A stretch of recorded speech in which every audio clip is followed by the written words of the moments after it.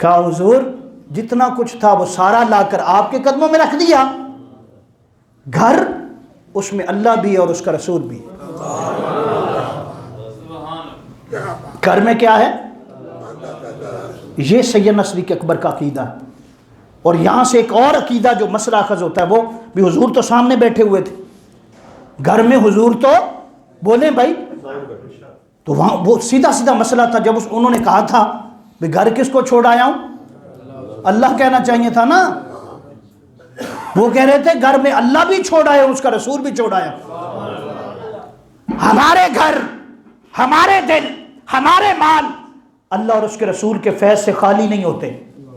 اس لیے سرکار نے فرمایا جب گھر میں داخل ہو تو گھر والوں کو سلام کرو۔ ایک صحابی آ گیا تھا، اس نے کہا حضور بڑی غربت ہے، کام کرتا ہوں اچھا نہیں چلتا، کاروبار بنتا ہے مقروض ہو گیا ہوں، حضور وظیفہ بتا دیں، کچھ پڑھنے کی چیز بتا دیں۔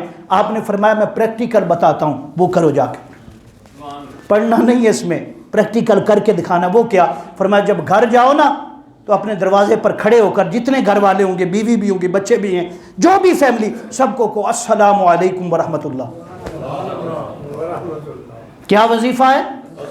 سب بولیں، دروازے میں داخل ہو کے سب کو سلام۔ کبھی ہم نے ایسا کیا؟ ہم تو چودھری ہیں، ہم تو گھر کے سربراہ ہیں، ہاں جی، ہم تو کہتے ہیں اگر ہم نے کی تو وہ کیا کہیں گے، یہ تو مرید ہو گیا، ہاں جی، پھر بچے ڈریں گے نہیں۔ ہم نے طریقے بدل لیے، رواج بدل لیے، ہم نے اپنے رسم اور رواج الگ کر لیے، ہم نے اپنا ٹیکہ جما لیا کہ ایسا ہے کہ ابو اگر گھر میں آ گئے، میں نے ایسے بچے بھی دیکھے، وہ بیچارے چارپائی کے نیچے چھپ گئے، ابو آ گئے، اتنا ڈر ہے، اتنا خوف ہے۔